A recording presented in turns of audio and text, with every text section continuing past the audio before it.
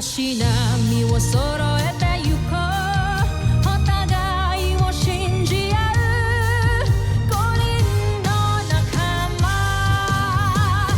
まるでスファイブに預けた命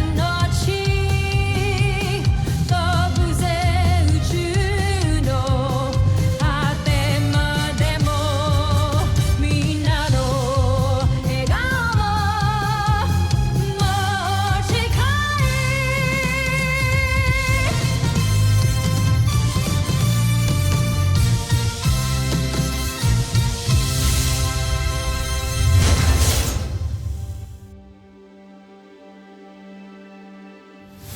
Ang nakaraan sa Voltes 5 Legacy. Bakit kasama niyo si Manuel? Hindi ba sa kalagayan niya dapat nasa medical bay yan? Dr. Smith, wala akong kasalanan sa Kuya Manuel dito.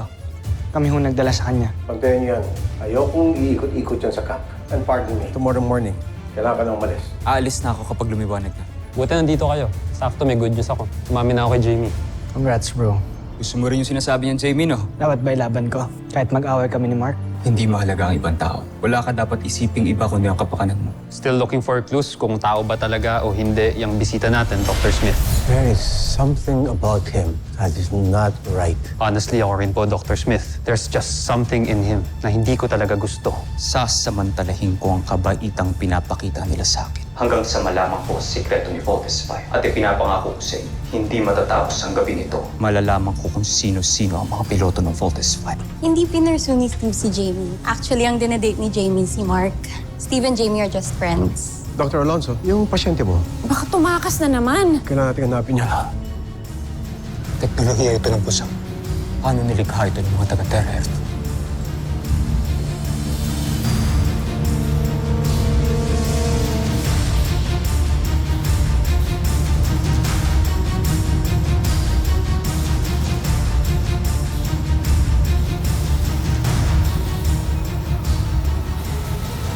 Voltes 5.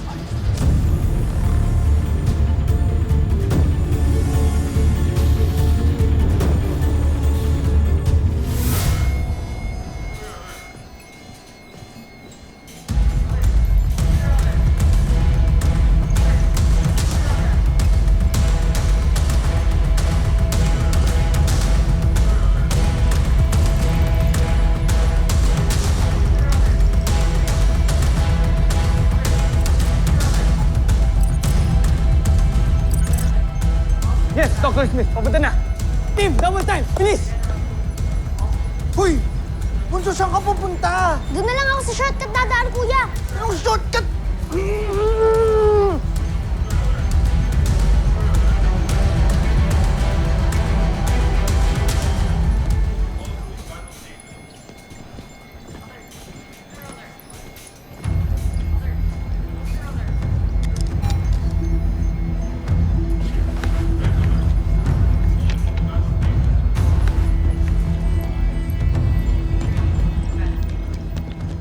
Dr. Smith! Ano ang problema? Oh! Ang bilis mo naman, Little John. Nawawala ang kaibigan ninyo. Pinapahanap ka na. Baka umuwi na siya. I don't think so. Hawak pa ni Dr. Alonso ang kanyang medical release. At hindi siya makakalabas ng camp nang wala yon. Bakit po kailangan pa natin magpaalam? Parang napaka-big deal naman po ata na nawawala si Manuel.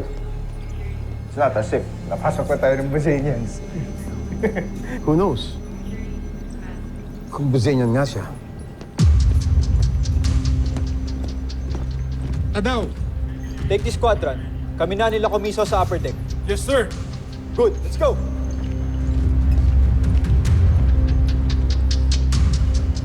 Make way. We have to check your rooms.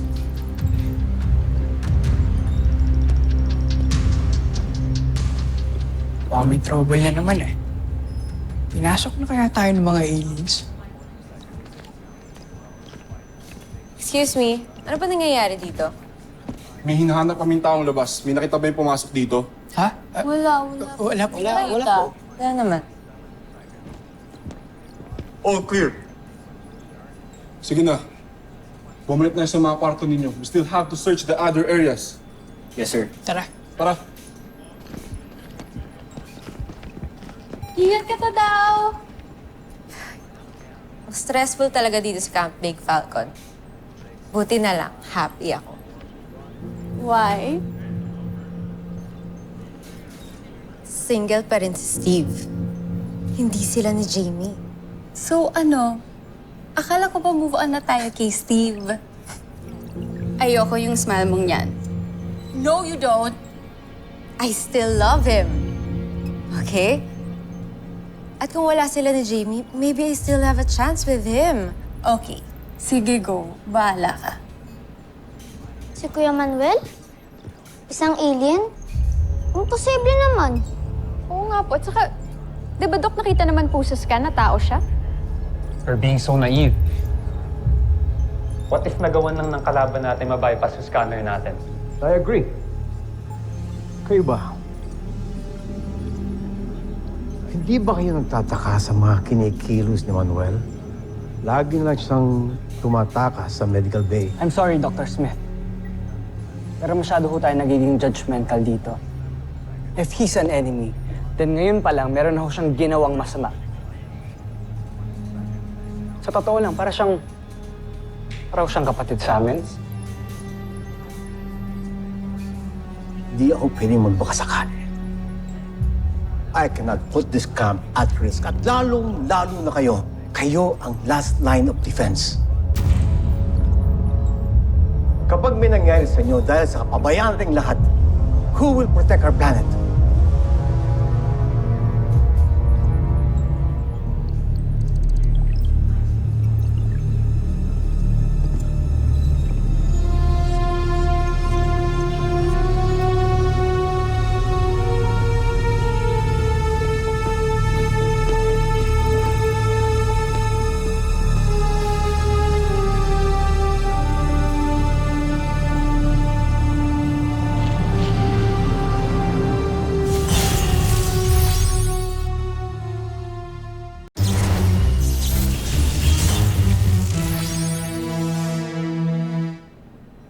Oh, Manuel. Steve. Big Bird. O ano? Hindi rin ba kayo makatulog katulad ko? Dr. Smith! We found him. Andito si Manuel. Saan ba nang galing? Bakit? Anong problema? Ikaw, nawawala ka daw ulit kaya nagising kami lahat dahil sa alarm. Bakit nandito ka pa? Sensya na. Napapagod kasi ako sa kwarto. Hindi ako makatulog. Hindi ako niniwala sa story mo. I want you out of this camp. Dr. Smith. Now, Steve, ayos lang. Naiintindihan ko. Tsaka, sa totoo lang, paalis na rin ako. Pasensya na ulit. Hatid ka na namin. no need. I will handle this. Sergeant Major, Doctor. maghanda ka ng military escort. Siguraduhin ilalabas tong sa camp si Manuel. Yes, Doctor. Kaya mo na ba talagang umalis, Kuya Manuel? Oo naman. Malakas na ako. Yung Manuel, pasensya na talaga dun kay Dr. Smith, ha? Hindi. Ayos lang. Basta, kailangan ko muna magpihis. Ayoko umuwi sa amin tapos ganito itsura ko. Sige, tumahan ka namin.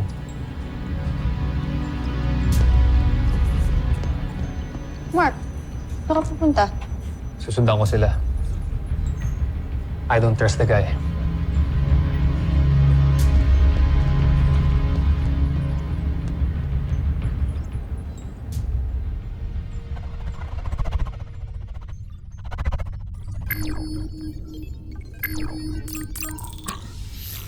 Salakayin ninyo ang kanilang kampo ngayon din.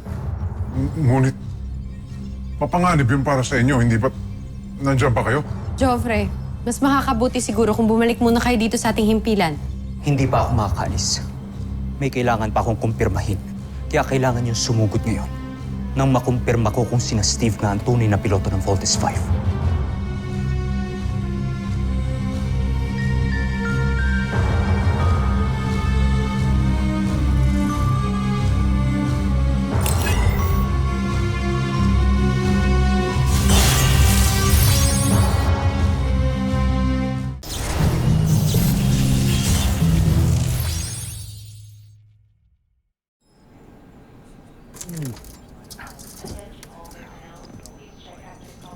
Uy!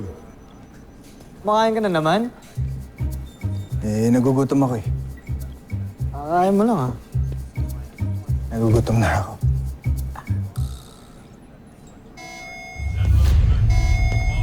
Alarm na naman.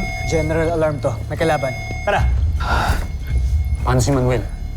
Kaya mo na si Dr. Smith doon. Tara na! Listen nyo! Egbert! Let's go!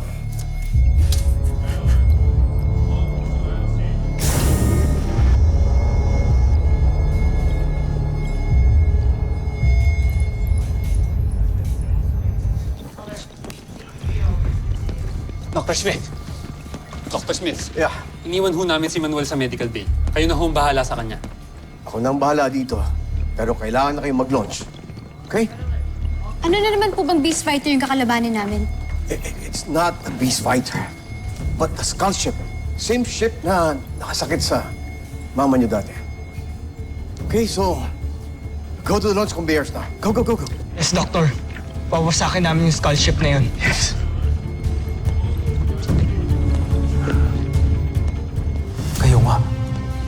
Kayo nga ang hinahanap ko. Kayo nga ang Voltes 5.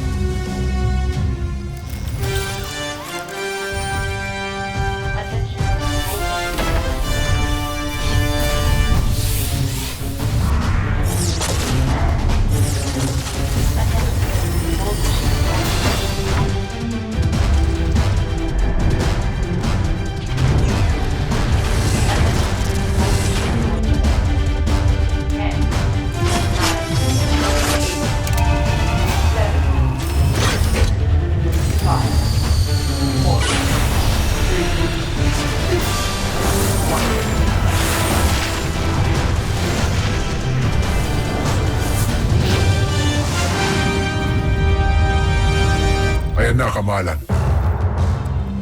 Nakikita ko na ang Voltes 5 na palis ng kanilang kampo. Manda kayo. Kancho Aita. Draco, makinig ka sa akin. Huwag mong aatakihin ang Voltes 5. Magpahabol ka lang, saka ka tumakas.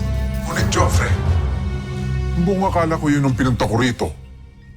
Pinalusob kita para malaman ng katotohanan, yun lang. Nalaman ko na. Nakumpirma ko na. Kaya sumunod ka na lang sa aking utos, Draco.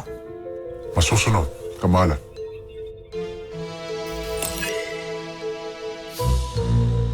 Hindi ako makapaniwala.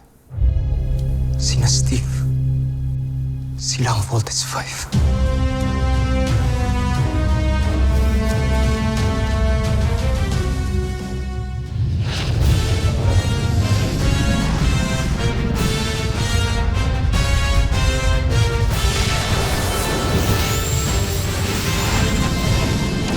Commence attack now!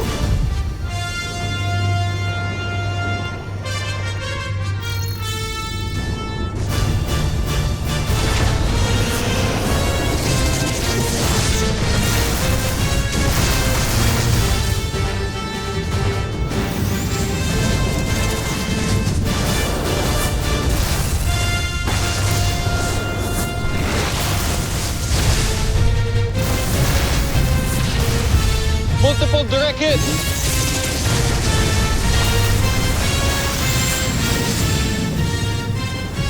Where did it go?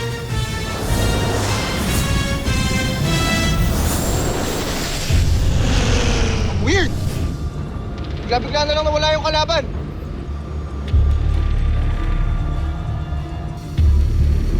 Team, hindi siya pwedeng mawala. Yan yung skull ship na nanakit kay Mama. Hanapin natin!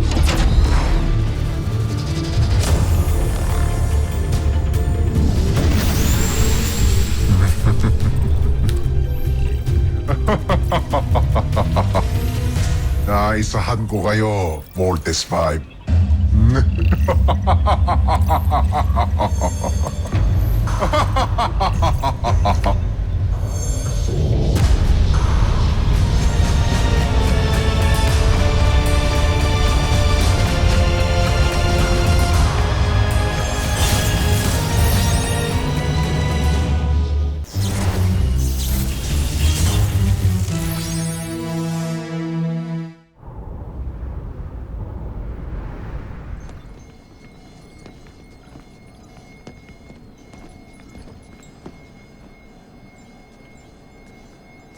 handa na ako umalis. Ano nangyayari? Bakit tumunog na naman yung mga alarma? None of your concern. Sumama ka sa kanila, hatid ka hanggang sa main gate, doon mo na hihintayin yung sundo mo. Let's go.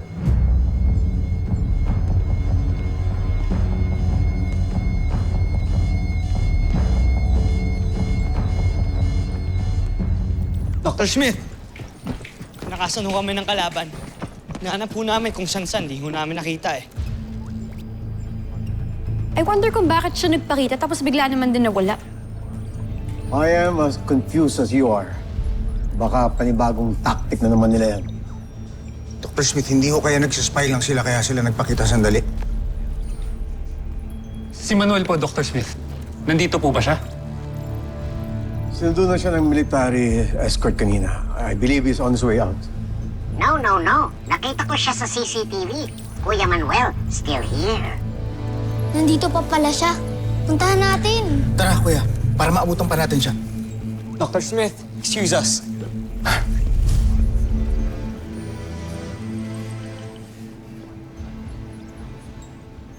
Sobra po yung attachment nila, Dok, sa Manuel na yun, no? Yan din yung napansin ko.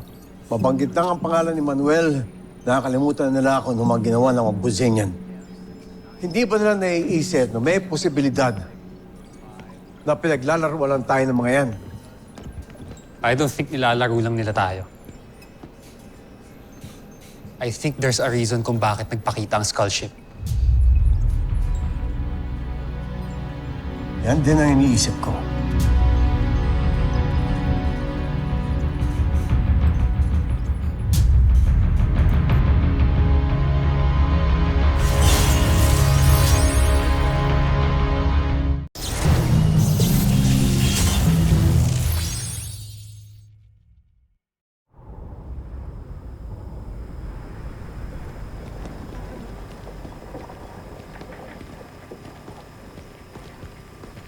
Kuya Manuel, wait! Hatid ka lang namin sa pier, kuya. Hindi na, wag na. Mahaba na ang araw niyo. Papahinga na lang kayo. Bago ka umalis. Para sa'yo, Kuya Manuel. Send off gift ko yan sa'yo. Matagal ko nang to yan, pero sa'yo na lang. Para maaalala mo kami lagi. Yung si kasi yung nagpapaalala sa akin kung paano kita nakilala.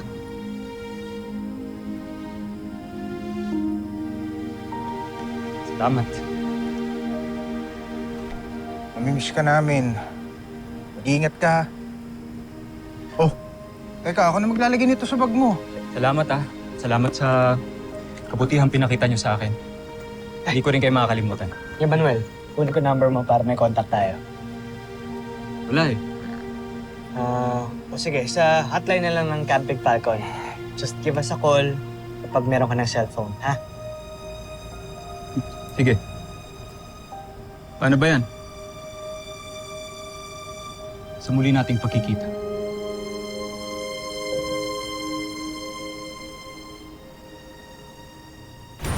And nice to meet you.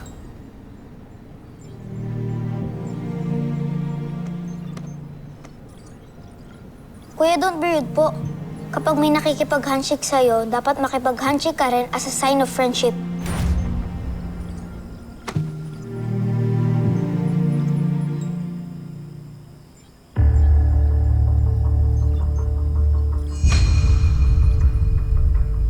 Bye, Kuya. Ingat. Sir, andito na po yung escort niyo para sa transport niyo.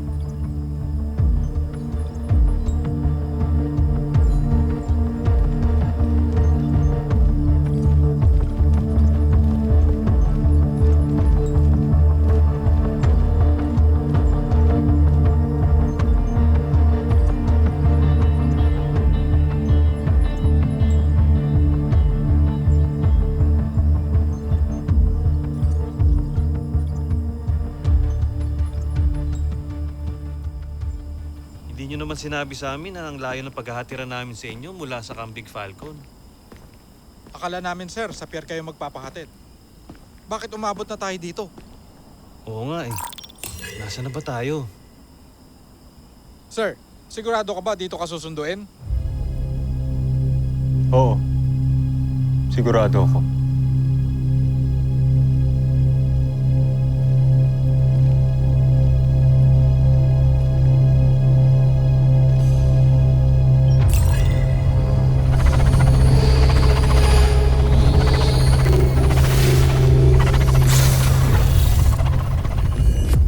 Kailangan natin umalis. Dito na mga kalaban.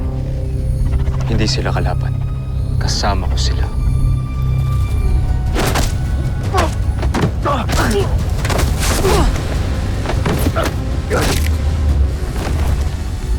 Gusayin yan ka!